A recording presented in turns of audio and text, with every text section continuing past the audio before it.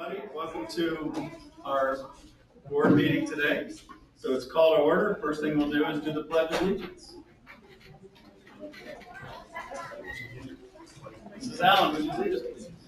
I pledge allegiance to the flag of the United States of America and to the republic for which it stands, one nation, under God, indivisible, with liberty and justice for all.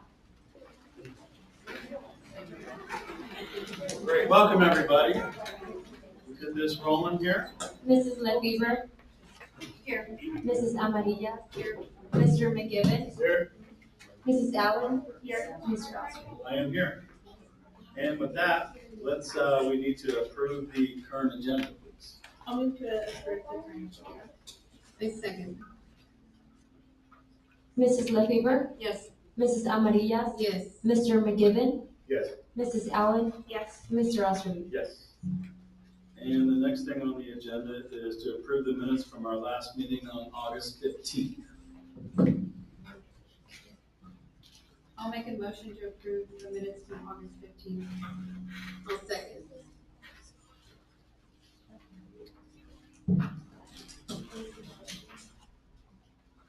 Do we have a second? Me. Oh, thank you. Any discussion? Mrs. Lefebvre. Yes. Mrs. Amarilla. Yes. Mr. McGibbon. Yes. Mrs. Allen. Yes. Mr. Oscar. Yes.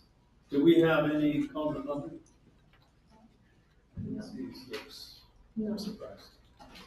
So with that, just so you guys know, we have our superintendent, Ms. Rico, will present, and then we're going to go into the call of the month. And now it's your turn. All right, good evening, everyone. Good evening, board members, members of the community, and it's so great to see all of you boys and girls and parents here today to celebrate our Colts of the Month, because we've been pretty lonely since June without any audience at our board meeting, so good to see you all. Just a quick report for all of you for this evening.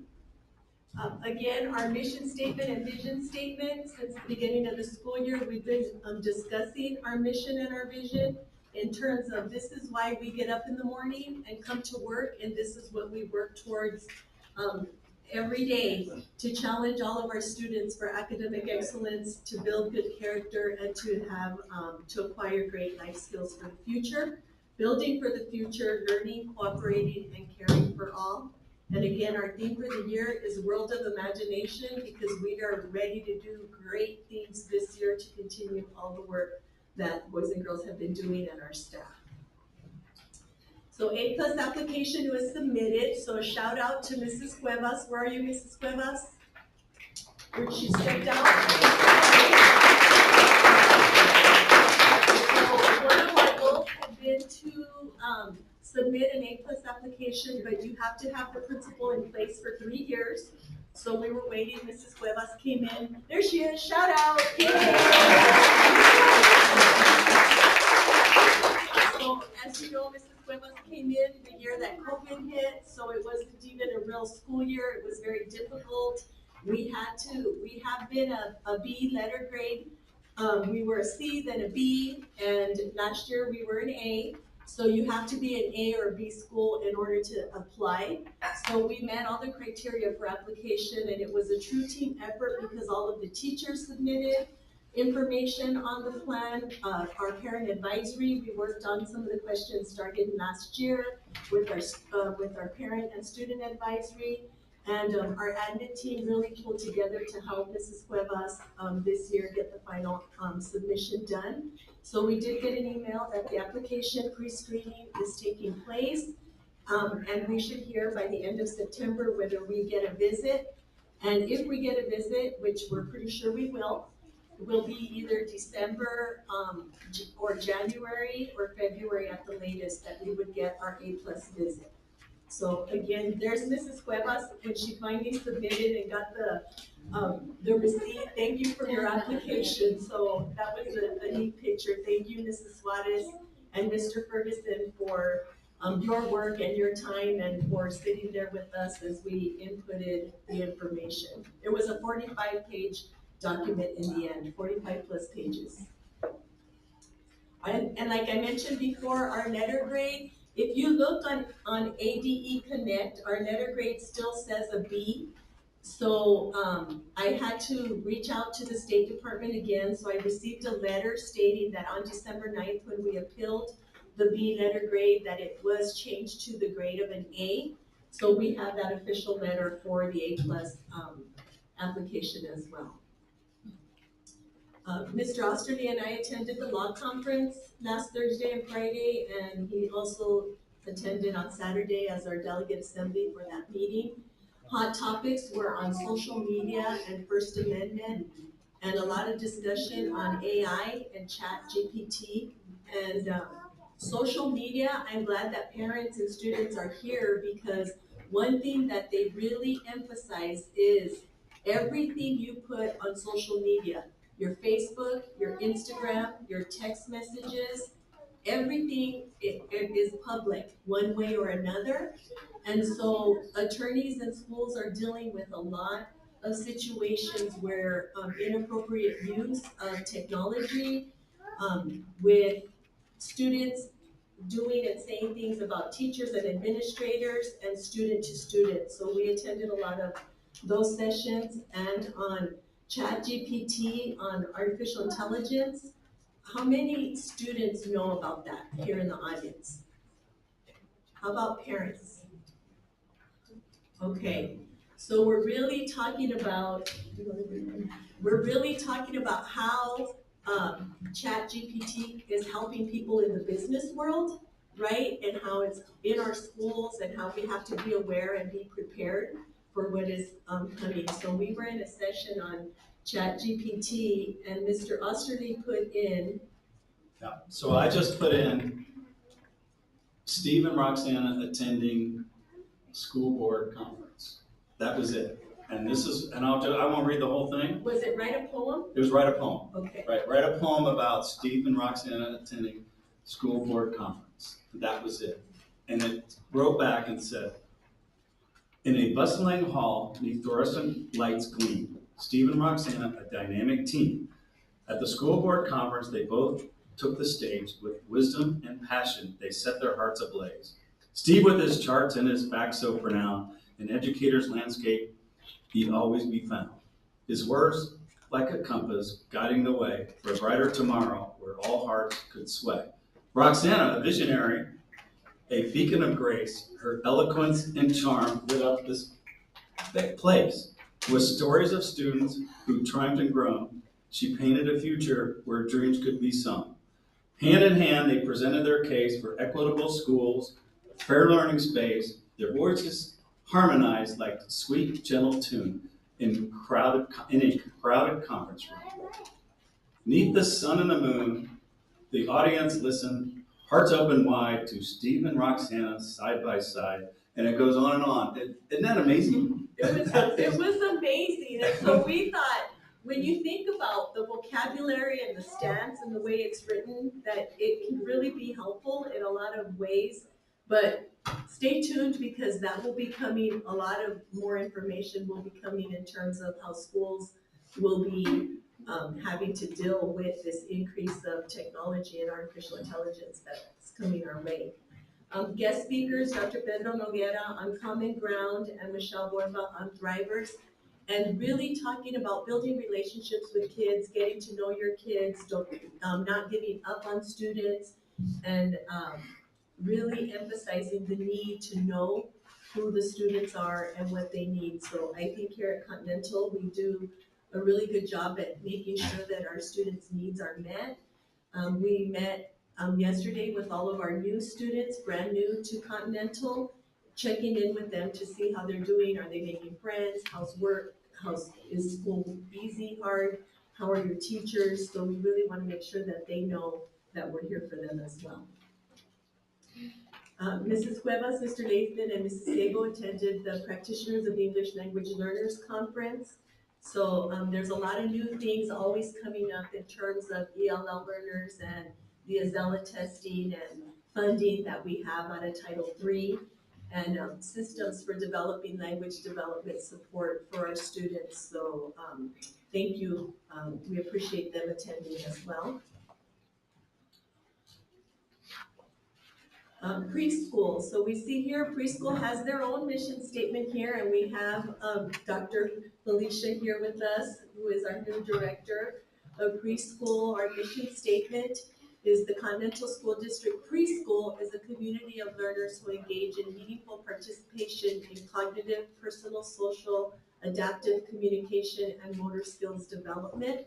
And as part of the Continental School District, they also will provide a community environment in which all individuals are challenged to achieve excellence in academic, character, and life skills.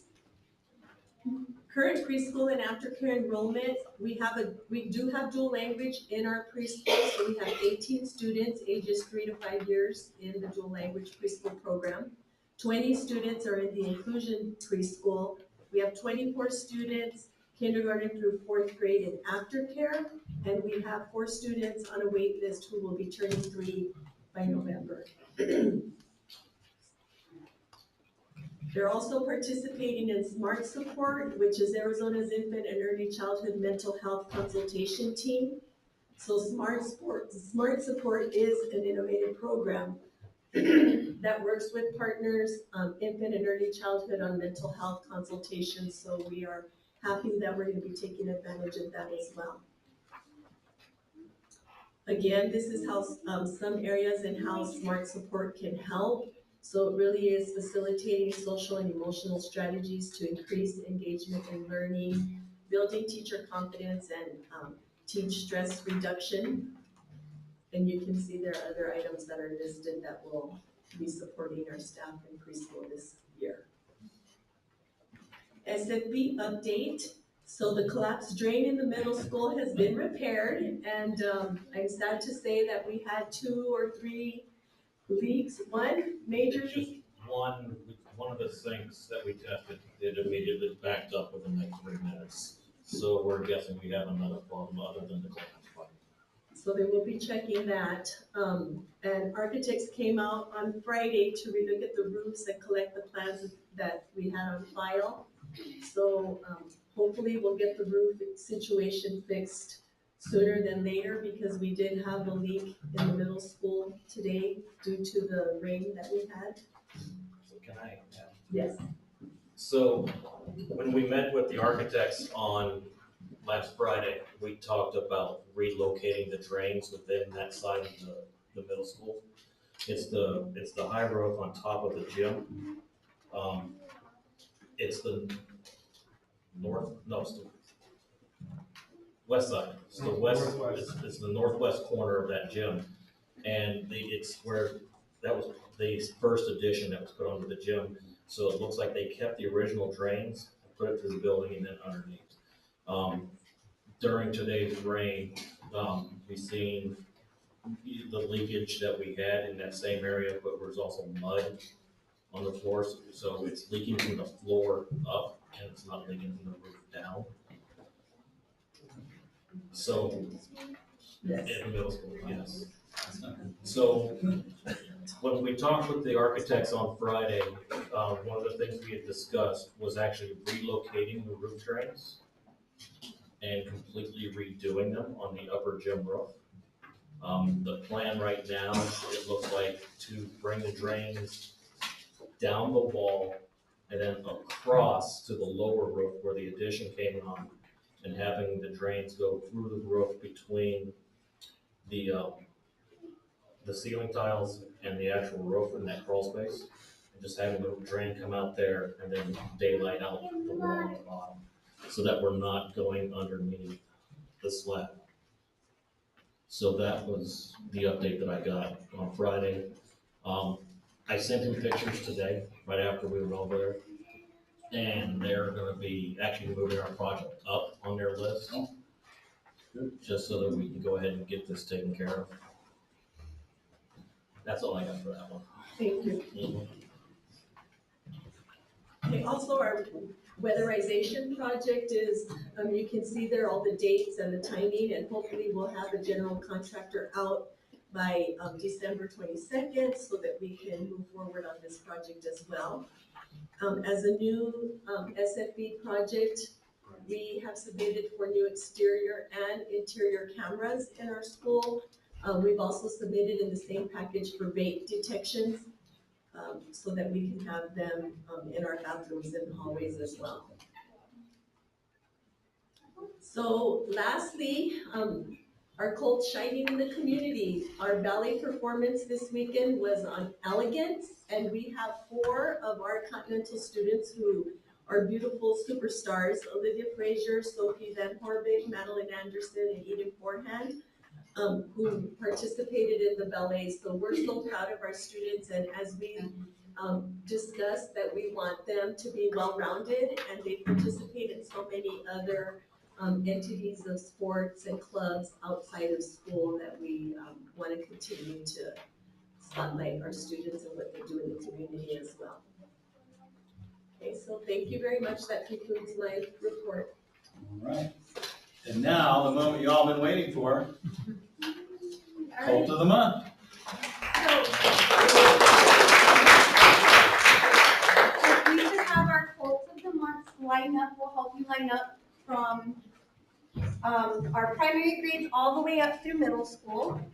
And then if you can bring up your certificate at this time, after you receive your certificate and we read through it, you'll head that way to get a t-shirt. And if parents, you want to join them that way to pick the right size t-shirt, you can. And if you want to come up during this time, please feel free to come up to take pictures.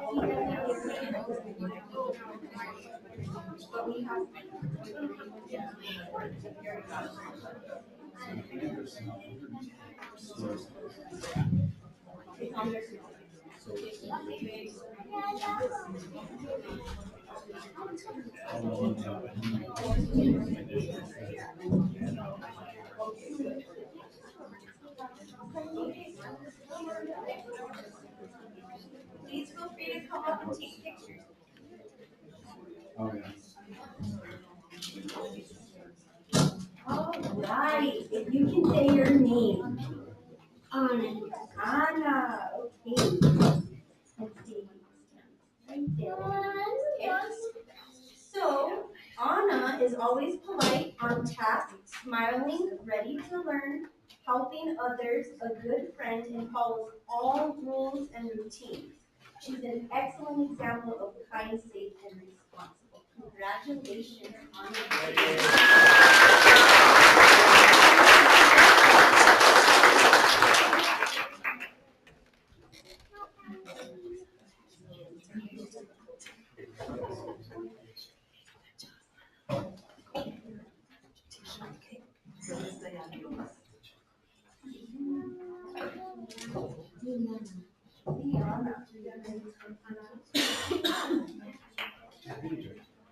Juliana is kind to her classmates and all students throughout the school campus. She's respectful to her teacher and other staff members too.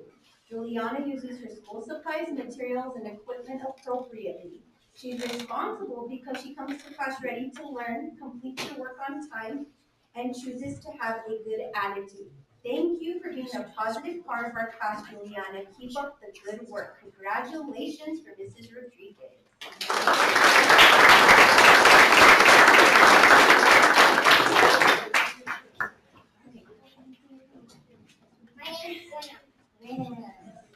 All right. So, Graham has been demonstrating his skills when making kind, safe, and responsible choices this school year. Graham has demonstrated his ability to recognize when others are making kind choices towards him, but also when he's making kind choices towards others. He opens doors for others, offers to help when needed. He stated that he enjoys being the classroom helper, especially passing out papers. When he needs a break, he's been asking for one and talking to staff members. Graham is having a great year. Keep up the good work and congratulations, Mrs. Suarez.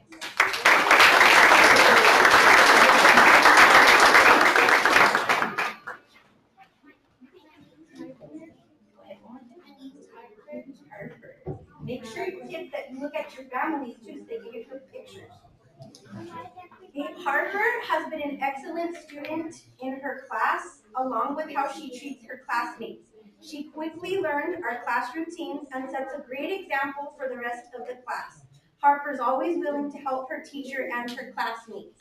She stays on task, asks questions when needs help, and always has a great attitude. I'm very proud of Harper and the great student she is. Congratulations for Miss Novato.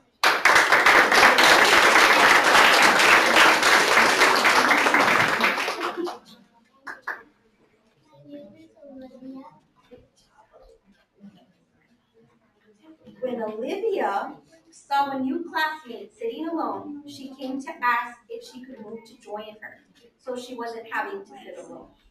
Olivia does a great job at making sure everybody has someone to be with. Congratulations for this enrollment.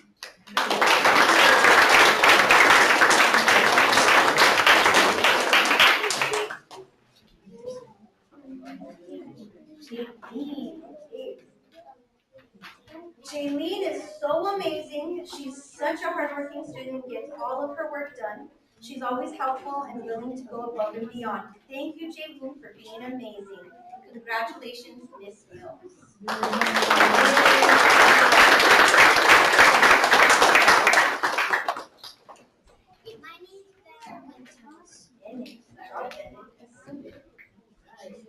Bennett comes to school each day prepared to learn with a positive attitude and a smile on his face. He is respectful of classroom rules and kind to other students and staff. Congratulations for Miss Gascon.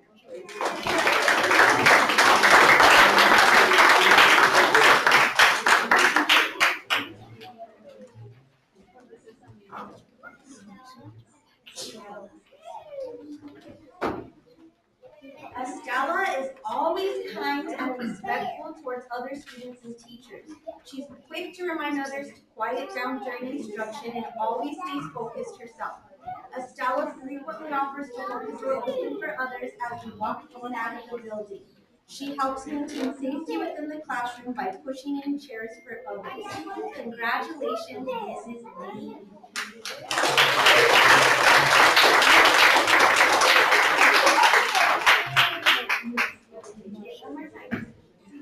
Emma. All right, Emma. Emma is always there to help others and uses encouraging words towards her classmates. Emma is always positive and stays on task. If anyone needs help, she's the first to reach out. Emma is a true star in our school and classroom. Congratulations for Mrs. Hawk.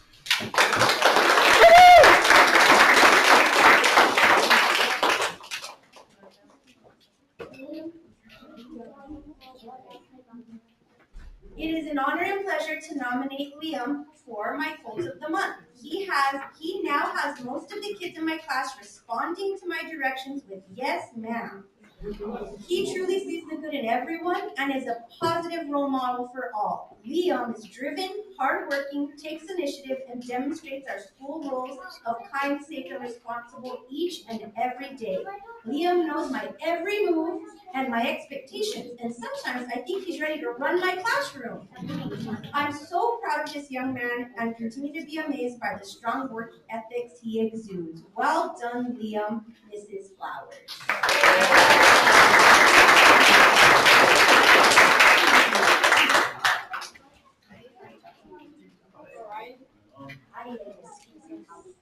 Orion is always helping others when help is needed.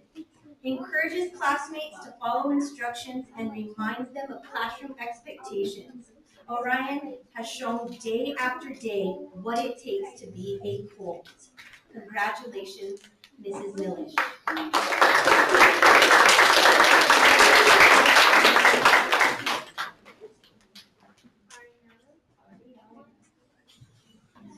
Ariana is an amazing student. This is her first year at Continental, and she's always thriving in class. She helps her classmates daily in class and outside of class. Congratulations, Ariana, for Miss Greer.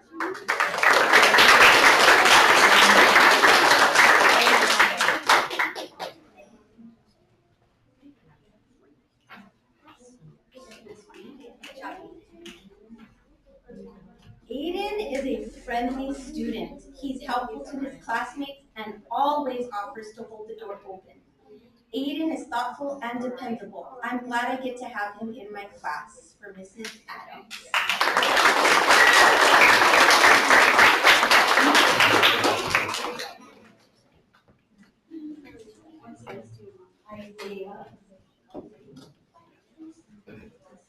Isaiah is a perfect gentleman in every aspect of the school setting. He greets his teachers each day and responds with a yes sir or yes ma'am when interacting with staff. Isaiah works hard in the classroom and demonstrates responsibility, organization, and a desire to do well on a daily basis. He can always be counted on to do what is right, whether adults are around or not, and is therefore an excellent role model for other students. We appreciate and thoroughly enjoy seeing Isaiah as a real 8th grade leader in the middle school this year. Congratulations, Isaiah, as you were nominated by all of the middle school teachers.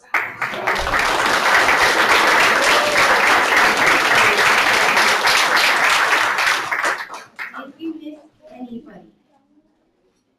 Okay, so the next part is, would you like to do this?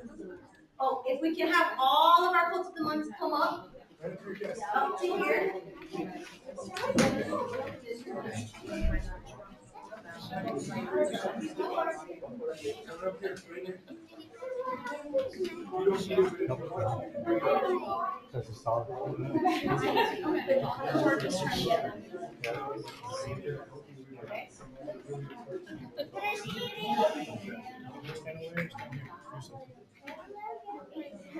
Okay, parents, if you'd like to come up and take a group picture closer up, you can do so. We really want the kiddos and quote of the month to come up and help us. One of the things that we really like to do is not only honor the hard work that our students put into it every month, but also our staff here at Continental School. So a few years ago, we created the Golden Horseshoe Award, which is where kind of like your employee of the month, if you will, where we as administration picked the employee that seemed to work the hardest. We kind of changed this last year, and now the employees nominate themselves. And so it's a representation of everyone on campus of what they feel the staff is doing. So with no further ado, we'll start with that. If we could have Miss Kim Staffieri. Kim Staffieri, please come forward.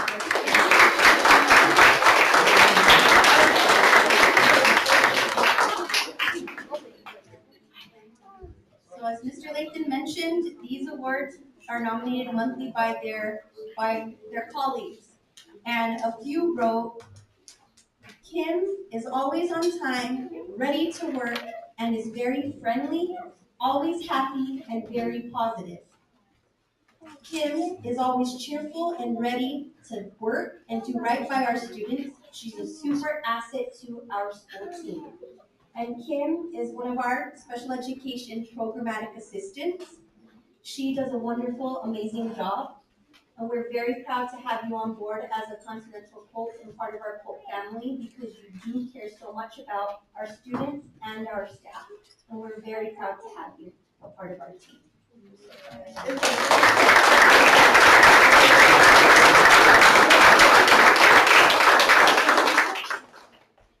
Okay, our next Golden Horseshoe Award goes to Lori DeVere.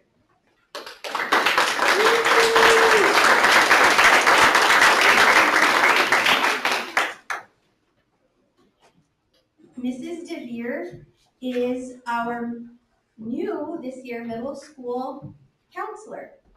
And her colleagues write, From day one, Mrs. DeVere has rolled up her sleeves and been involved. She's always willing and ready to help out wherever needed. Since day one, she's not shied away from responsibilities. She has embraced her role as our middle school counselor. She's always willing to help where needed. We are very proud to have you on board as well. We know our students have been coming to see you and they seek you out. They say hello to you in the hallways because you have worked hard to build that rapport with them. And you are a great asset to our school and to our team. We're very proud to have you become part of our Continental family. Thank you for your hard work.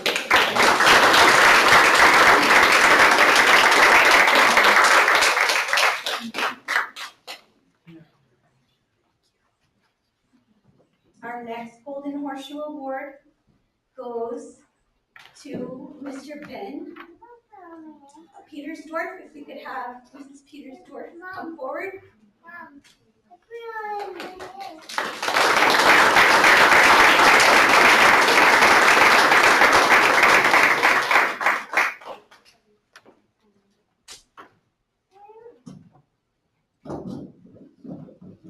So I'm going to talk for just a little bit about my buddy Ben. For those of you that don't know, Ben's worked here at Continental School for several years as a playground monitor. Unfortunately, he passed away just several days before the start of this school year. I used Mr. Ben as an inspiration at the beginning of our staff training. And if you don't mind, I want to tell that story a little bit. So a week and a half before he passed away, he had his wife call the school and say that he wasn't going to make it to be a permanent playground monitor this school year, but still wanted to sub. Okay, I want to say it was 6 days later he passed away. I use that because our staff sometimes working at school is not easy. There's lots of kids. The kids sometimes don't always follow the rule like all these kids here. But it didn't matter to Mr. Ben because he loved each and every one of our students day in, day out. The entire time that Ben worked here, I was his supervisor. He is probably one of the only employees that I can remember that I never had to talk to, reprimand, remind him to do his job. He was always there on time. He always did everything he was supposed to, and then while at all times caring for every single child. The only issue that I ever had with Mr. Ben was he's a Green Bay Packers fan. Go Pack, go! And when Pat came out swinging the first game of the season, I couldn't help but think of Mr. Ben and a smile on his face, not only to see all of the students here continuing to learn and be safe, but to see the team that he really respected. We could talk more about that. He would take Green Bay Packers stickers and put them on my office window the day before the Cardinals played. So that's just his personality. But what a great person. I'm very, very grateful to have him have been a part of my life. And not only that, but a part of the Continental family. Because he will be loved and cherished forever, which is exactly why we are honoring him by making him a permanent Golden Horseshoe Award winner here at Continental School. And we're also pleased to announce it at this time. One of our former Continental Colts is going to be doing their Eagle Scout project and going to be paving the little makeshift basketball court up at the elementary. And they're naming that in honor of Ben Petersdorf, the Ben Petersdorf playground, right outside the cafeteria. So we're really excited to see that happen in December is when that's happening. So Ben, I know you're listening. I love you, appreciate you, and thanks for being a part of our team.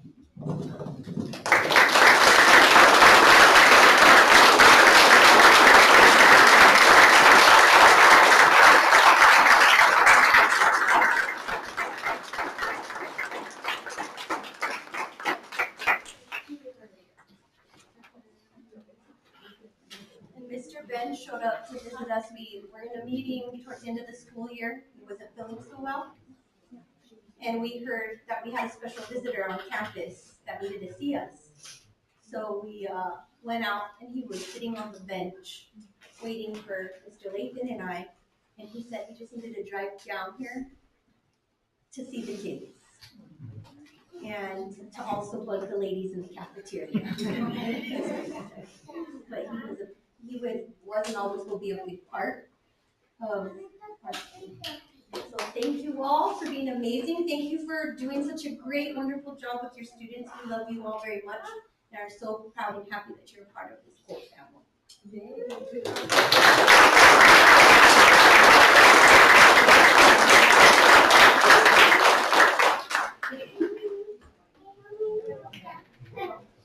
Well, that's tough to follow.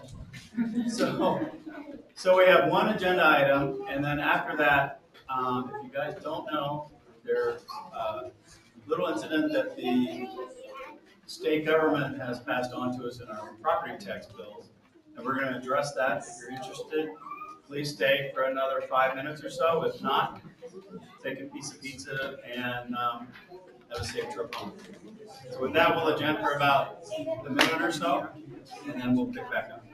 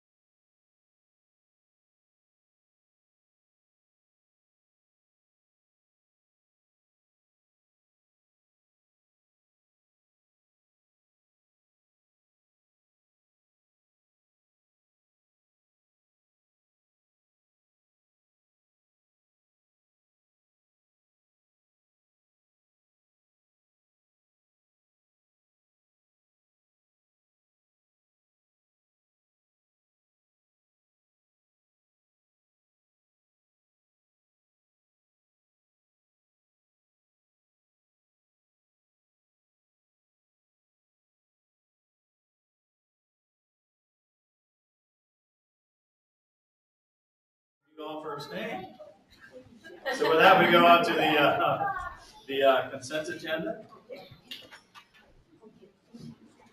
And we don't go through each item, so with that, we need a motion for all the items there. And to approve the consent agenda. Second. Any discussion?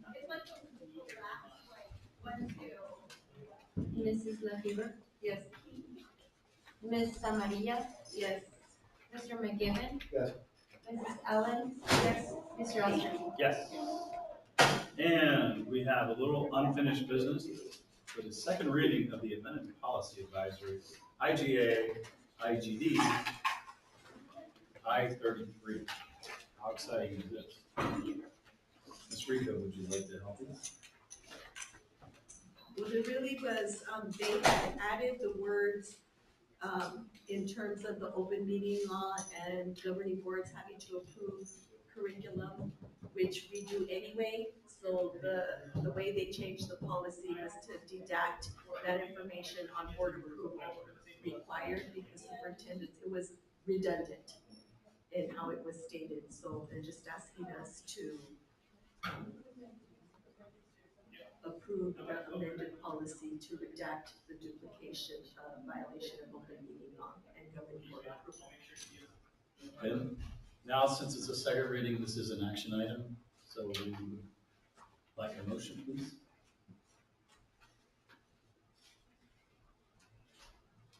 I'll move to approve the amended policy advisory IGA,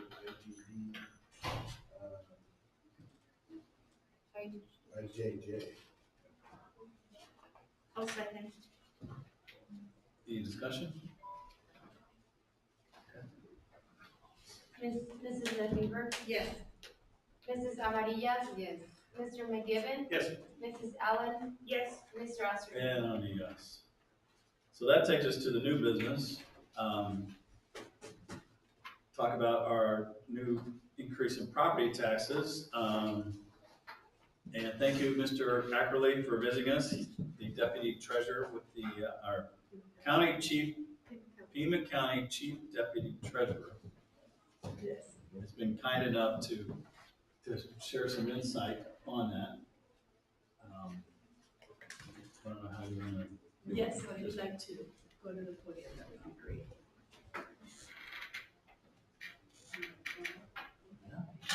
Thank you. For the record, Chris Ackerley, Chief Deputy Treasurer, Pima County.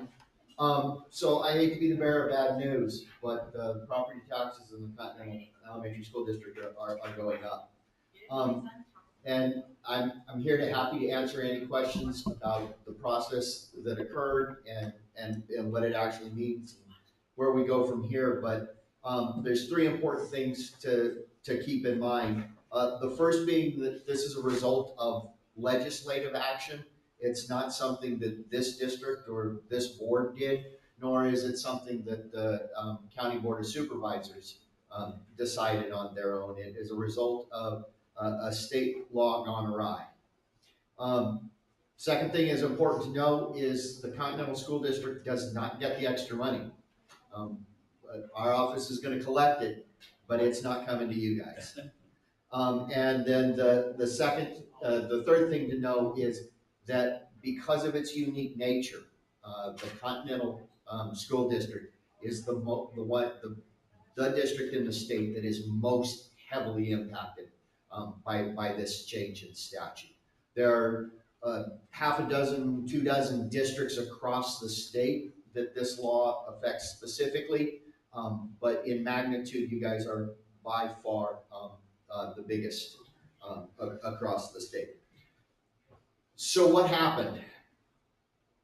The legislature presumably started with a good idea. For years, this district has collected and paid tuition to Sarita School District for high school students that attended there.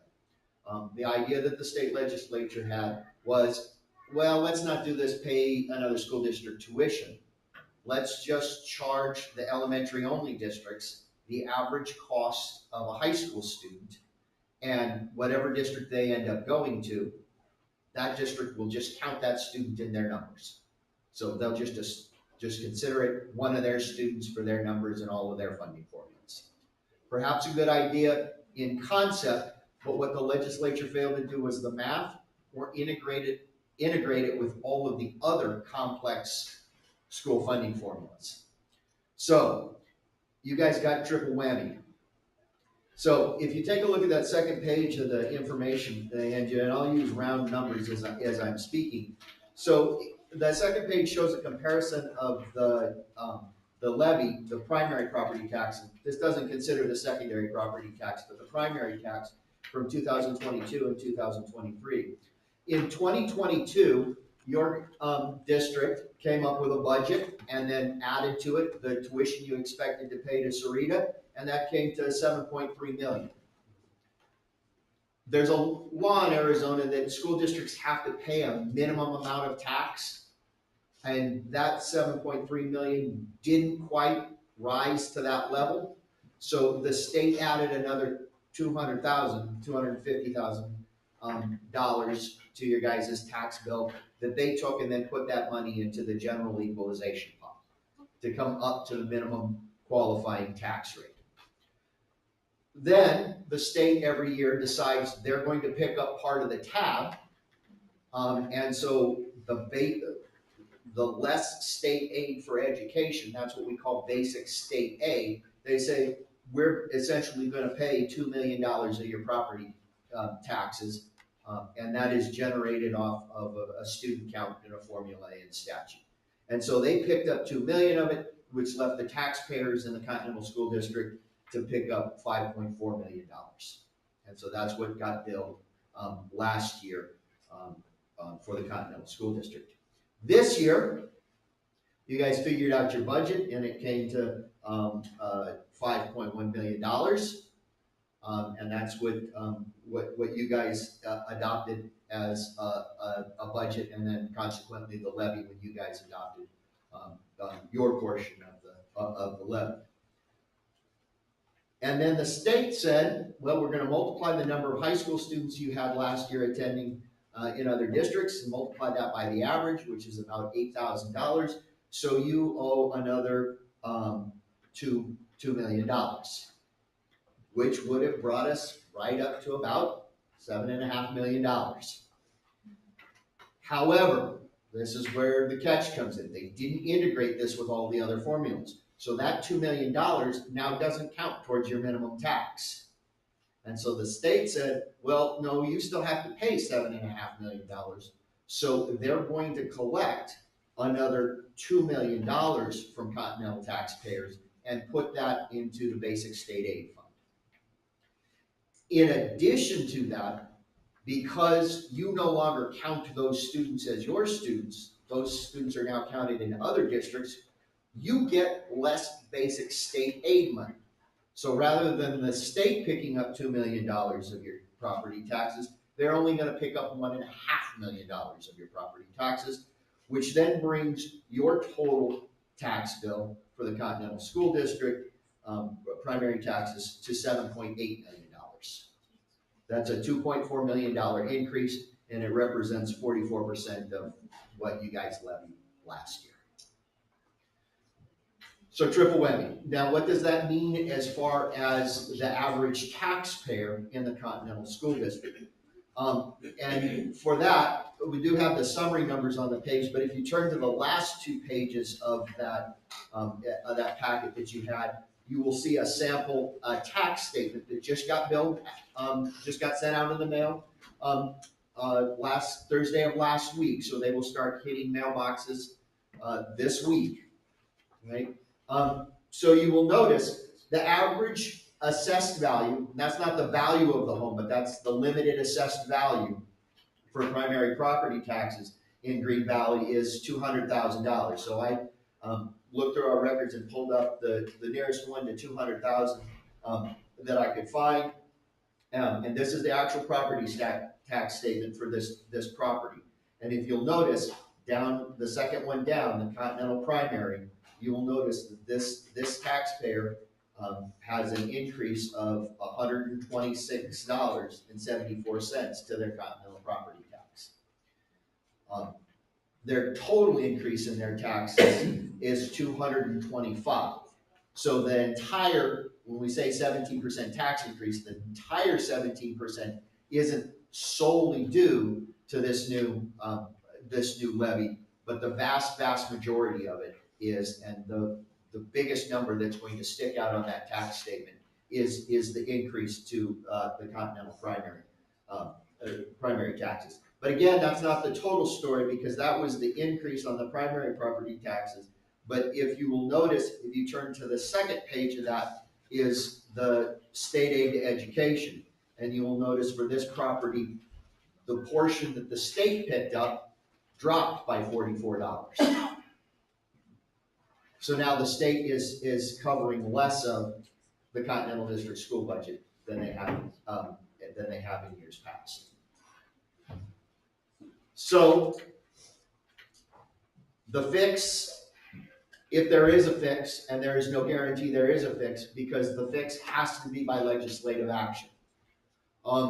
As we said, the legislature didn't really do the math on this and didn't really mesh it with everything. And so over this summer, as districts and ADE and county superintendents started to run these numbers, they discovered this didn't work.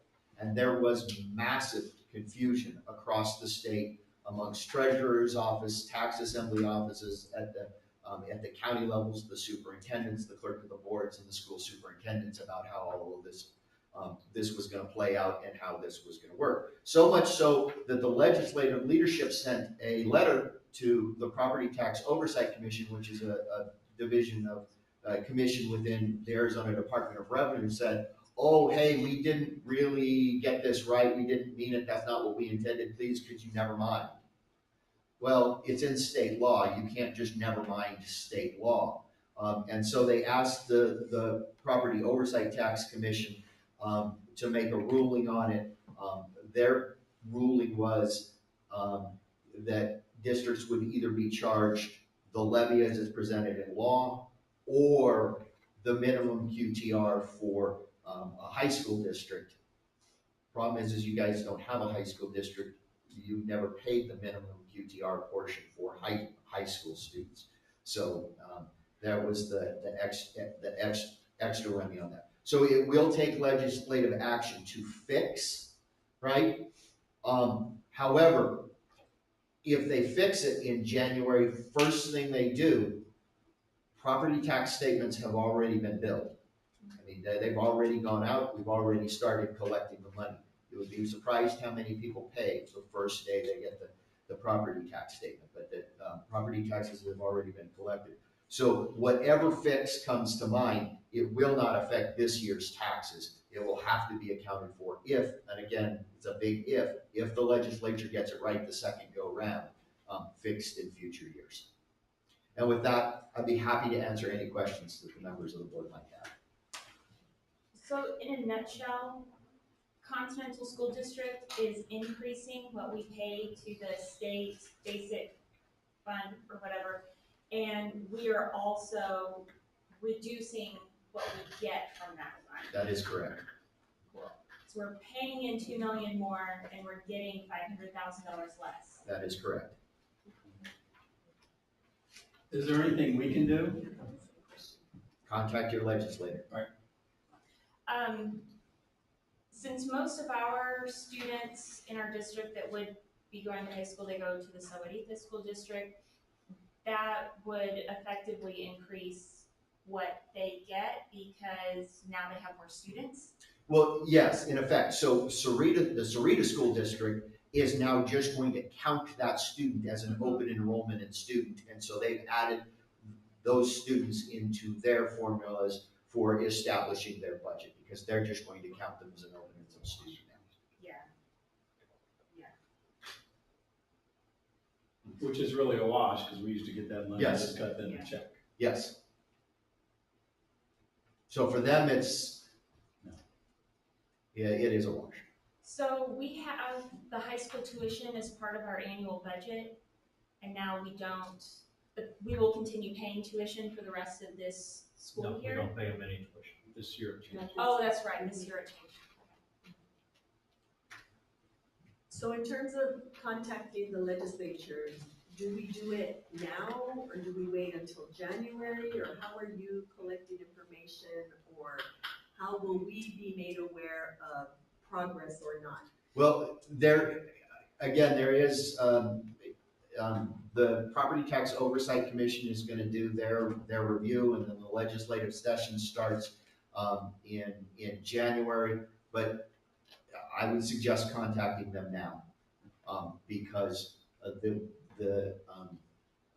so that when the legislature goes into session, and again, because the Continental, School District is uniquely situated, both in its nature and its location, right?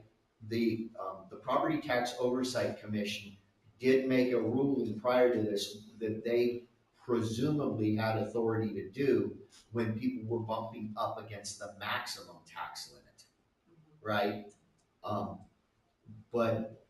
And that solved some of the problems for very small rural districts that were already struggling with exceeding the constitutional cap on school districts, right? But it did not solve the problem for the Continental Elementary School Districts and a few other districts around the state. Like I said, there are only 6 school districts by my count in Arizona that pay both this new levy as being an elementary only school district and are subject to the minimum QTR, minimum qualifying tax. And the Continental Elementary School District is by far the one with the largest budget and levy.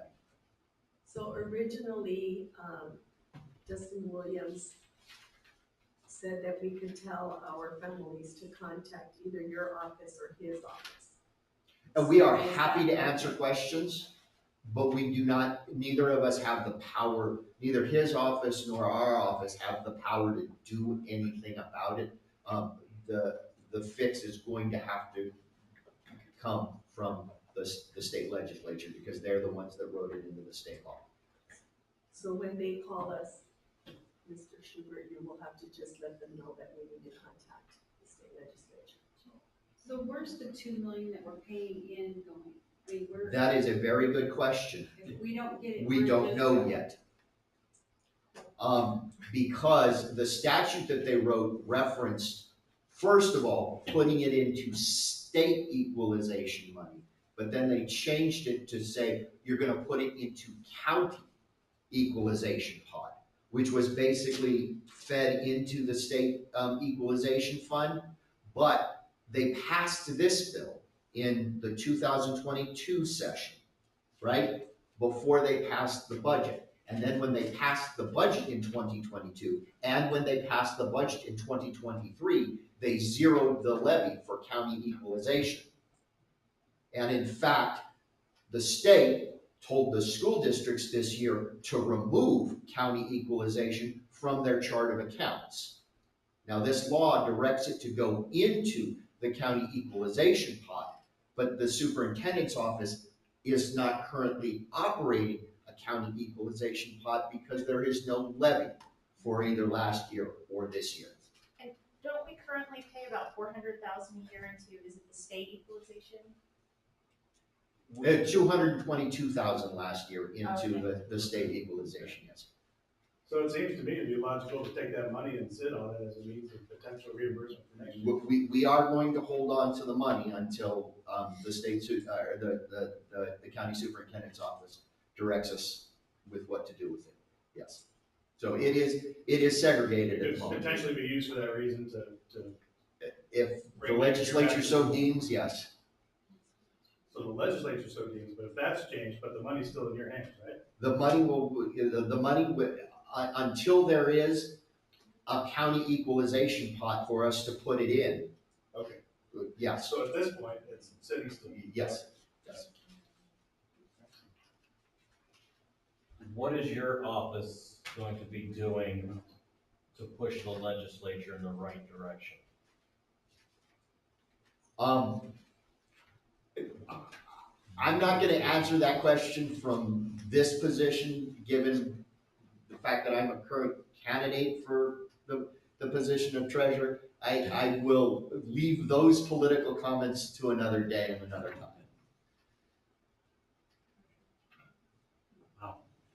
Thank you for taking the time to come. You're welcome. Yeah, that We really appreciate helped. it. And I'm surprised that I asked everybody here, nobody has called, emailed, and it was on the front page of the paper a couple weeks ago, right? They're just hitting It's mailboxes coming. right now, so, and it is a substantial increase. If those Green Valley residents or the taxpayers are also counting school. Yes, so it includes a big chunk of the Green Valley. Well, we have a lot Sarita. of retired people that have a lot of time on their hands in our district. Yeah. I'm sure they will be very, And if I might add, one of the other things too is uniquely situated. There is a much higher percentage of residents in the Green Valley area that actually pay their own taxes, and it's not paid by a mortgage company, so they actually look at the It's taxes. about 3/4 at least. Thank you, guys. Thank you Thank very you. much. Maybe our RT director could take a snippet of his presentation and we could load it up separately so that it. That'd be a good Seriously. sign. I can email you the That would be documents. good. All right, thank you. Thank you. Good idea. All right, well, thank you again, and with that, we'll go to Mr. Gregg for our district financial report. That got us all on the edge. So I didn't know if you all heard or not, but our taxes are going up. Thanks, Greg. I wanted to say it's not my fault, it's not Roxanna's fault. No, it's your fault. So this report looks a little bit different from the ones that you usually see. We still haven't rolled over from the previous year. We haven't finished our end of the year stuff, but all begins here at the end of the month when our encumbrance period finally ends. So if you have any questions at all about the board report, the board finance report, please let me know. I'd be more than happy to answer those.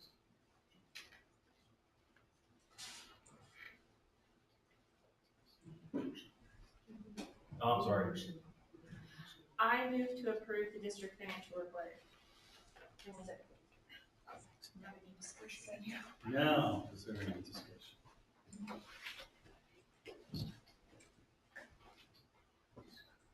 Well, on page 44. Please go to page 44. It's pretty thick. Yeah, there's only 36 pages. See? I think there's one figure that has 2 decimal points instead of a comma and a decimal. Stop. All right, with that, roll call, please. Mrs. LaFever, Yes. Mrs. Amarilla, Yes. Mr. McGivern, Yes. Mrs. Allen, Yes. Mr. Osterman. Yes. Okay, governing board information and discussion. So this is where we kind of just chit chat about anything going on. Laura, we'll start at your end. No, I don't have anything. How did the open house go? Great. We had a full house as usual, so we're getting ready for parent conferences since progress reports went out. So we did have a good turnout, a lot of family engagement and involvement. So we're looking forward to good conferences. And it looked like bingo was a big hit. CTO, Yeah. grandparents bingo night was a hit, full house. So we're excited about that as well. Sir? My turn. Not much wisdom for me tonight. I just congratulate the school for getting rid of some of the used bus lot in the backyard. It's nice to see some of those removed. They've been there for a while. Nice to have a little more room maybe. And the check didn't bounce. And the check didn't bounce. I was a little bit concerned about our customer down south, but it worked, so He was the first one that paid. hats off to you. Nicely done. That was a nice article in the paper. Did you see it? Yeah. Yeah. A big thanks to Mr. Lane and his group for Good job, man. getting those buses auction ready. Showing the pack rats which ones to chew on. Yeah. That's okay, they moved on to the other ones. Yeah, barbecue. And if you have a walkthrough with the drainage issue, will you please someone give me a holler? I'd like to be around. Which, The northwest, the, yeah, that one. and not the collapsed pipe one? Okay, that one too. Okay, Just give me a jingle if you would. If I'm in the neighborhood, I'd like to have a look, okay. if you do a walkthrough. We're trying to get them back out here. The architects that are doing the roofing are wanting, the same company that did the repair work to come and scope all the drains on all the buildings to see if there's anything that they need to worry about and fix. Honestly, the reason I ask is because I'm a little concerned about flowing water through existing structure. So, If you're gonna take the money and time to engineer it, it ought to be as far away from existing structure, not within it.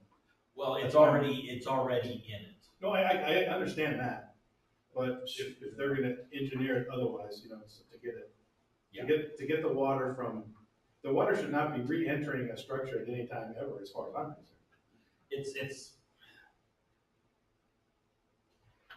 I think I know where you're going. You said drainage was So potentially flowing what they're through. looking at, because currently the drains come down completely under all the foundation and work their way out. Right. Now, part of the weatherization project, can you pull up her report again? We're having a lot more done with that weatherization project than just slapping some paint. We're gonna be having, I'm gonna have her pull it up real quick. So I can If it's make- a lengthy thing, we can talk. No, about it. it's not lengthy, but I mean, it's important, I think the entire board should know. We're having civil engineering done, we're having structural engineering done. Remember, I think I walked with you and I showed you that crack in the northwest corner of the middle school. Right, yeah. So.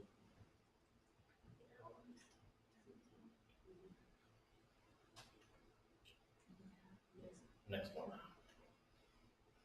All right, so structural, civil, a grading and drainage survey. Yeah. And that's mostly because of the water that comes in through the library, floor to ground, ceiling to ground windows. So when we get a lot of rain, it comes up and over there, it's got no place to drain out, and we end up getting flooding within the library. Okay, so my question about that is that back in the Stone Age, when I first got on the board, I was part of that team that did the whole construction project. Mhm. And we fixed, well, they said that was fixed once. So I really, to me, it's a little frustrating that this is even an issue. Because And the library was flooded multiple times prior to anybody here, even being on a Continental. I mean, it happened. Right, and I understand where you're coming from, but from my point, it's only happened once since I've been here. It has happened just the one time, right, Christie? I'm sorry, what? Your library getting flooded, it was just that one Yeah. really In bad this part of this storm room a here, year and it a half happens ago. once or twice. Yeah, that big flood, yeah, but we have water that comes in under the doors all the Right. time. But yeah, the main flood, yeah. So with that's something that I have to fix. I can't, I understand. that they Agreed, said it but was my done. point is that money was spent to fix it previously, so something we need to have them look at the previous design and say, hey, this doesn't work, or we didn't do it correctly, or whatever. It's a low grade. Well, I mean, I'm no genius, but water doesn't do this very well. But anyway, we can talk about it Yeah, later. but they That's did, concerning. they have all of our plans. So they have all the civil drawings, they have all the drainage drawings, they have all of our plans. So they are going through those and looking through them to see what was supposed to be and what actually is. Now, remember, also in these plans, there's also another part of our 4th and 5th grade pod Right, that's supposed to come out that isn't there. all right, sure. So they are looking at all of our plans. They are gonna come up with the best possible solutions. And the best part of this is the SFP is gonna pay for it. Fair enough. Please give me a holler when they come. I will, I want to have a chat with them. I will, I'll leave it at that. Thank you. That's right.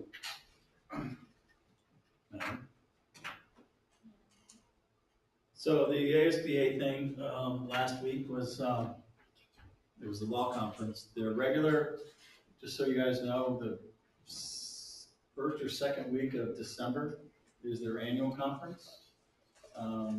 So we'll get you some information on that if you want to go. I've been several times. It's very informative. But I met some people at this one. The delegation thing is crazy because it's where they set the agenda and what they want the ASBA to lobby for. And the infighting that goes on is crazy. It was 4 hours of nothing but the same 6 people fighting over I will, you shall type stuff. And let's talk about the intent. And then everybody has their own agenda, but it was almost humorous at the end. And then I met a couple other people, some of the other, like for example, Wickenburg. I met 3 districts, smaller ones, that went to 4-day school weeks. Just saying. And one of the reasons they justified it, they're saving on energy bills. Just, I don't know, I mean, we've never even broached that, just heard it, and I'm like, oh, that's interesting. So I don't know enough about it, but just want you guys to know that, because I know Laura didn't know about the law conference, so that's, there's probably something in our mailbox here, a brochure for it. And some of the ASBA emails that we get from Heidi. So with that, okay. Real quick, Move. ask on the events for the month. Number one, I wanted to know what's walk and roll at 7:15 a.m. That is so cool. So Walk it's to a school. national walk to Okay, school day. that's what that is. Okay. Uh-huh. Okay, got it. And then second of all, I have down in my calendar that previously we had did on October 20th from 3 to 7, a school retreat but I don't see it on there. Is that still on the calendar or The not? board retreat? So we are going to propose some additional dates for November because that is the conflict with PTC on the Halloween tags and stuff, so we didn't wanna compete with them, and they use the boardroom to set the stage and set I everything up. just blocked that day off in my So- schedule, so I just. Right, so we are looking at Thursday, November 2nd as a tentative date, so if you can check your calendars, and then Nayeli will follow up to see if that's a good time November to 2nd. have that on Thursday, November 2nd. Yes, sir. Is September 21st a half day for parent teacher conference as well, or are we only doing Friday for parent teacher conferences? 20, 21, It's 22 are half Thursday. days on the calendar. Thursday and Friday, so it's Wednesday, Thursday, So Friday. 21, 22. Yes. So will the school retreat be a full day or will it be? No, 3 to it'll 7? just be 3 to 4 hours. Okay, So. Okay. We had set it for originally 3 o'clock time, uh-huh. but if we could do it a little bit earlier, but I know No, that's fine. Everybody got one works, person so- I need to move so far, so that's good. if we could do maybe a 4 to 7. If we're gonna do that, can we do it at Three Saturday? works? Branch? Yeah. Okay, We'll like do 3 to nine. 6, Yeah, okay. we're 3 too. So check your calendars and Nayeli will, 3 to 6. Can we do it at Santa Maria Ranch and have them provide dinner? Probably, you get chicken. Chicken. I'm not worried about that one I bit. I could probably do as Maybe early some as pork. 1 on that day, so. I'll cook you a burger. Okay, well, we'll confirm to see, because I would, for the board retreat, I would, usually our admin team is part of it as well. So if we can That's fine, I just wanted to make sure. have it done prior to 6 or 7, that would be great, but if not, just flex everybody's time. And we're planning on getting, somebody from ASBA or another educational consultant down for an hour or two to. Originally, but we could talk But we because may- Julie's not with Yeah, our- ASBA anymore, so we just found that Our out. bestie's not there anymore. So we're gonna be, but we may or may not have them based on what our need is and what the agenda and what we have planned for that day. Okay. With that, we are adjourned at 7:12. Well, we're not adjourned, we've got a science to do. Thank you. Thank you. Thank you so very much, much. sir. Thank you, Greg. And please reach out to me if you have any questions.